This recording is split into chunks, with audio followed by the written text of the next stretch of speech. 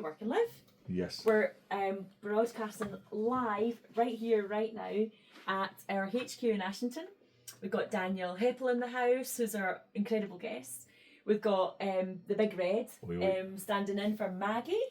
We've got David filming tonight, and we've got Killing Dog. We've got Killing Dog lying on the floor, supervising the whole process. Very, he's a really bossy guy. This collie shepherd of mine. Hanging out with us tonight, but we've got more questions now. We could come back now to the question from Maggie, because we would nearly started a conversation, then we promised to do it live. Yes. With Maggie Martin messaging in to ask Daniel, who's your biggest inspiration? So I was having a bit of a think during the music, and what I'd said to Big Red and what was your name? Polly. Oh, Polly. I've been called many things. Really embarrassing. No, it's good. No, sometimes I forget my name, don't you worry, it's a thing. And now everyone's laughing, it's good. So, they're thinking about it. And one of the things that I'm just going to say it, you have to be inspired by yourself. Yeah. Yeah. And the reason for that is because realistically, you're the one making the changes. I ultimately want to be the inspiration behind somebody else's growth to inspire them to be something else as well. Yeah. So like the TikTok stuff that I do, as I say, the weight loss, the journey with that, the mental health advocacy in there as well. I have to be inspired myself, so I inspire myself to do this, to go forward, and then inspire others. I think if you don't do it for yourself. Yes, absolutely, and I love it. It's like you can look around the world for inspiration, Yeah. but I hate to quote, but Gandhi said, "Be the change you want to see in the world." So it's like, be your own inspiration. Why not? Why not? Like, why not be inspired by yourself? Why not love yourself, like yourself? If you can't do it for you, then why should anybody else? Yeah. So I love that answer. Me too. Who's second? Yeah. That's obviously Big Red. I think there was Yes, a bit lad. of fishing going on there. I'm not going to lie. Can I do a quick shout out just now? Yeah. So I would love to say a really big shout out to Leanne and Nathan. That's Nathan Jerdan from Berwick upon Tweed. You are a great person, Dan. There you go. That's my sister's boyfriend. Oh, Is it? It is, love yeah. that. Class. Love that. I didn't know who that was. I just knew it was important. That's so fun. That's funny. Thank you yes. guys. Appreciate it. Absolutely. So where were we? We were talking about being your own inspiration. You talked a lot about accountability. We're talking about ADHD. We're talking about ADHD. When you were younger. Yeah. That's being where a we naughty left child. off. So you've been on this journey and you had a diagnosis and you're waiting for another diagnosis.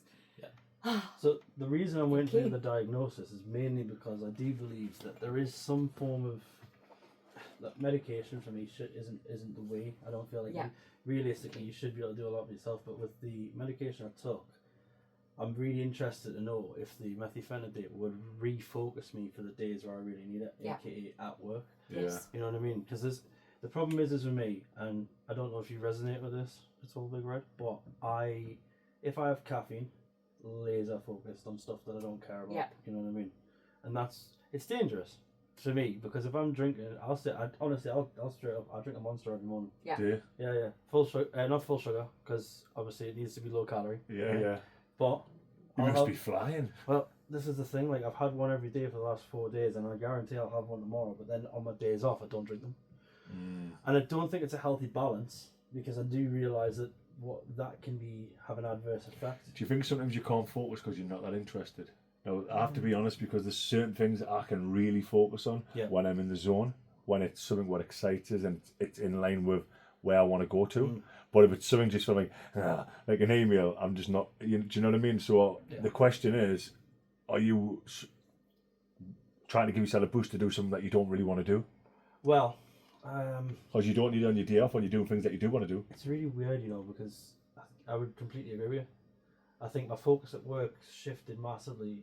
Recently I had a bit of a chance of doing some extra stuff, so floor walking, helping people understand how to do the job that I do. Yes. I've been in it for 4.5 years, so I'm quite qualified to do it. But when I was off the phones doing that, I was very much, I didn't touch the energy drinks, so I was enjoying what I was doing. I was having a lot of fun. Then when I came back to the phones, I'm almost rejuvenated, but I still feel like the caffeine needs to be there so that I'm focused on what I'm trying to do, because I'm staring at a screen for so long. Yes. You're looking for stimulus. Yeah, it's just like, Yeah. And I mean, I barely leave the office when I'm in there. You know what I mean? I'm sitting around. I'll go to the canteen, maybe grab some Pepsi Max, something like that, and come back. I'll not touch caffeine for the rest of the day though. That's kind of my rule. So if I take a Monster in the morning, I won't touch anything for like, as I say, the rest of the day. I'll just let natural sources take course. Yes. You know. But you need that boost to get you going. Yeah, just that little bit of it. But this is the problem. So that's why I want to know if the medication will actually, you know, sort the situation out. It was difficult growing up with it because if I didn't take it, you knew about it. You know what I mean? And you're completely right. If you do something you love, you will hyper focus on it in such an extent that you never need anything else. And also for me, I can work, but only over a certain frame, maybe 25 minutes sometimes, and then go for the walk, and then come back, and then back at it. Yeah. But then you need to switch off all the devices and everything else as well, because the phone again, you're like onto something else. Do you know what I mean? And that's another issue. Like I have to put my phone into a lock, safe. Well, it's a do not disturb mode because there's been countless nights where I'll sit there and I'll death scroll through Instagram or TikTok. Doom scroll. Death scroll. Death scroll. That's a good name. What do you call it? Doom scroll. It's my phone is permanently on do not disturb for that reason. I'm like, I set timers, I set timers so it'll come up and go. I'll be on a WhatsApp with someone, it'll just go bam, and it's off, and I'm like, what's happening there? Oh, because I've hit a 25-minute timer. Per like what have you. But similar to my breaks at work, so I get so distracted at work that I actually have to set a timer on my watch for 25 minutes or 10 minutes. Mm-hmm. So I have that 5-minute warning in my head to be like, right, I need to get back to the desk. Yeah. And again, it's a consistency thing. I think I'm wonderfully inconsistent. Yeah, consistently inconsistent. Yeah, there we go. That's the right way to put it. But for me, it again makes me me. You know what I mean? So I mean, you've obviously had to learn a lot of like strategies. Yeah. And as you said at the very beginning, what works for me is mine. It's not like that's what works for everybody because we're all unique.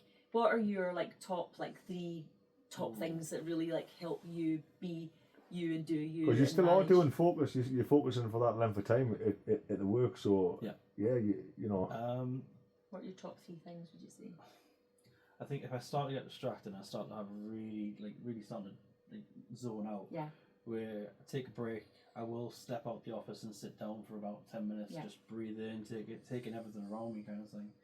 Helps me to because to be still and calm will calm yourself. So I do that quite a bit. Again, it was just having a chat with somebody, just relaxing like that way. Music's a massive thing. Music's powerful. How does it help you? I think there are certain songs in this world where if you listen to them, you will instantly be hyped up, right? Yeah. Just smile. There's a couple of tracks where you're away, and that's one of the things. I think with music, it's so, like you say, it is powerful, and it could be anything. I listen to absolutely everything. And when I say that, I mean literally everything. You're like rock, metal, everything, hip hop, rap, amazing, classical from time to time. Yeah. Different music brings different things, doesn't it? To you, you can get excited and hyper. You can get inspiration, calm. So you're choosing your music depending on what you need. Yeah, so like if I go to the gym and I'm by myself for any reason, then I've got a playlist where it's mainly heavy metal, rock, and really fast-paced stuff keeps me going. I also have one where it's EDM and drum and bass and house music. Again, similar reason. You know. When I'm at work, I've actually started to keep the focus there, and you know, just say right, you've been wonderful with this, especially the managers, because ordinarily, right, if I'm sitting here, right, and I'm had my headset on and I'm talking away and I'm chatting with the customer, just like I'm with you guys now, right? Yeah. You got to be set with certain things, and there's certain things you can't do on the PC, because obviously you're not gonna get distracted. But they allow me to put either Spotify or YouTube in the background, have a playlist on.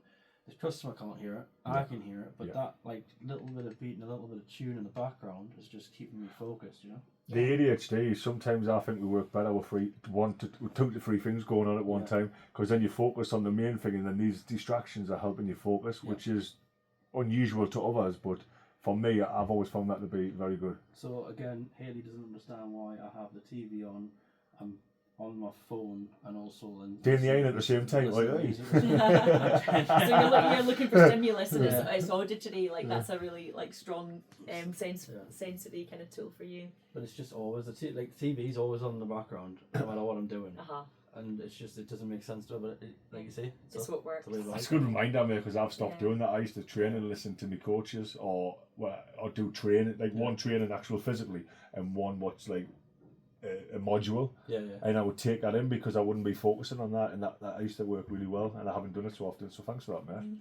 And sometimes you're having to educate others, aren't you, as well? Like about there's a reason behind your decisions or how you cope best with the world and what you're doing. So people need to understand that it's actually quite a helpful thing rather than just a really annoying thing. Yeah, and that's exactly right. Like it's one of those. I guess if you don't have ADHD, you wouldn't really know it. You know what I mean? But it's. Yeah. It is. You've got to have things going on which just keep you distracted, as it were. Absolutely. Distracted but focused. Yeah. That's the only way I can describe that. Distracted but focused. Absolutely. So I know we're sort of going to wrap up this interview soon, but I could keep talking and asking questions. Yeah. I want to know the best piece of advice that you've been given. That you've just taken to heart and it's just really benefited you. Best bit of advice I've been given. I think I've been given so many pieces of advice. You know, your parents are always quite influential on what you do. Partners, friends. I think the best bit of advice that I'd say, I don't know if I've heard this from one of the family members or I've just read this, but it is literally just to be yourself, because time is short. Yeah. We're here for a good time, not necessarily a long time. Yeah. And we just need to live more. Absolutely. Like I say, there's far too much hate in the world. There's far too much going on. So why not just like the other week, I was mentally not in a very good space, so I went and sat at the top of Northumberland. Headphones on. Just sat in the bushes. People walking by. Like, you know, it's one top of one of the hills, just everything rustling. You've got the spiders kicking about and everything else. And I'm just saying, no, you know what, this is relaxing. Is that your wee soul space? Is that a place you like to go to? I do love it's a nice place. I feel like everybody should have a special place that they just go to when they just need that time out. So I love that, and I saw a kind of poster or something recently. You might have seen this before. Just be yourself. Everybody else is taken. And actually, it's just permission to be yourself. You know, we talked off air about we're messy, we're a wee bit broken, we're a work in progress. Be you and be mint. I like that. Yeah. Be you and be mint. Is that yours? That's mine, aye. Nice. Love that. I'm trademarking it. And the ultimate question is, like, how would you like to leave the world better? I think if I can help somebody through the videos, and I don't think everyone will get this, but on the TikToks, it is literally all about spreading a bit more positivity, a bit more love, a bit more care. And if anyone sees it and they see a bigger guy working out, running around, trying to get better for themselves, and they're a big guy themselves, or a lady, you know, and they start doing something to improve their life because of it, like, then I've done what I've set out to do, really. That's pretty perfect, awesome. Isn't it? Yeah. So how can people, like, quickly tell us about this TikTok? Who are you on TikTok? What will people see? How can they get involved with you? So my TikTok is Heppell TikToks, not the same way as it's been spelled on the website. But yeah, So can you spell that? Yeah. So it's HEPPELL and then just TikToks at the end of it. TikToks, right? And yeah, to be fair, on there you'll find a bunch of different content from the past 8 months. Some of it very positive, some of it showing some of my worst times as well, because I think it's important to share what we do in our bad times as well as our good times. You know? Yes. And that's one of the things I'm very honest to in my very honest to in my videos. It's very much about, okay, this is who I am. This is how I train. This was a bad time. Oh, now a month later, 2 months later, I've gotten past that bad time and I'm now moving forward again. And I'm positive about what I try to put out there every time. So that's what you show them a full journey. It's nice to see. It really is. It's important to see, isn't it? People really trust you if they get to see that you're, you're like them, like us, like all of us. Well, this is it. My issue with major or bigger not even TikTok, so anybody who's a creator or influencer has got quite a big following. Yeah. My issue with that is that they only ever show what they want people to see. Whereas for me, no matter if I'm at 2,000 followers at the minute, if I get up to 3, 4, 10, 20, a million, whatever it may be, whatever the journey is set to be, whatever it's destined to be, I will always show everything for what it is, The because full it thing. has to be that way. But don't you think that resilience isn't about being like gliding, like sliding beautifully through life and everything being lovely? Yeah. It's that the ups and downs and what you do when it's not good is where you become better and stronger because you've been through it. You've got to go through adversity to grow. Yes. You've got to. You can't walk a straight line and not expect a few bumps. And Yes. the more you do, the more you push, the more you get past these adversities and issues and problems that you've had, the more you're going to evolve and grow into the person that you want to be. And I'm very much a believer of all of that. Yeah. You know, it's just one of the you've got to be striving. To be Sometimes they're the best part of the journey, but you just don't see it till you get right further on, and you're like, oh, that was pure mint actually. That. Exactly. No, you're absolutely right. Absolutely right. What this is a question from Rachel Young. What is the biggest challenge that you've overcome? So what's your biggest success really? What's the thing you've overcome that you're like really proud of? I think when I first started the journey, the idea of lifting anything ridiculously heavy was non-existent. But within 2 months, I kind of got past the idea of that and started to try and lift heavier. Yeah. A couple of lads who came into the gym one day, they were lifting 80 kilo on a deadlift, and I was only doing like 40 at the time, and I was like, I'll never lift that, just having a bit of a joke on with them. They made me try it. I lifted it. I then went 90, and then went 100, and I thought, oh, this could go far. Amazing. So after that, I managed to hit 150 kilogram deadlift as my personal best. 150 kilogram. Yeah. You're blowing my mind. And I mean, that's unbelievable. It again, it shows that your mind is stronger than what anyone else realizes. It's the strongest muscle of your body, isn't 100%, it? 100%. Strong. We could spend a whole other interview just talking about mindset and how that can influence I'll you. come back. I'll come back in a heartbeat. This has been a lot of fun. Well, I'm really, really pleased to hear it. So it's been Daniel Heppell. We've talked about all number of things. If you want to know what we talked about tonight, you're just going to have to listen in and watch the YouTube videos that we're going to share with you later, and you'll get to see the whole 3 parts because it's been incredible. That's incredible. We're really grateful. You've been our most incredible guest tonight on Coast Radio at 106.6 FM, and we're going to play a wee tune for Hayley, because Hayley's been your big lighthouse, your beacon, your support, and she likes scouting for girls. So we're going to have a little bit of James Bond and a few more tunes. So thank you so much for coming. Oh, thank you. It's been wonderful.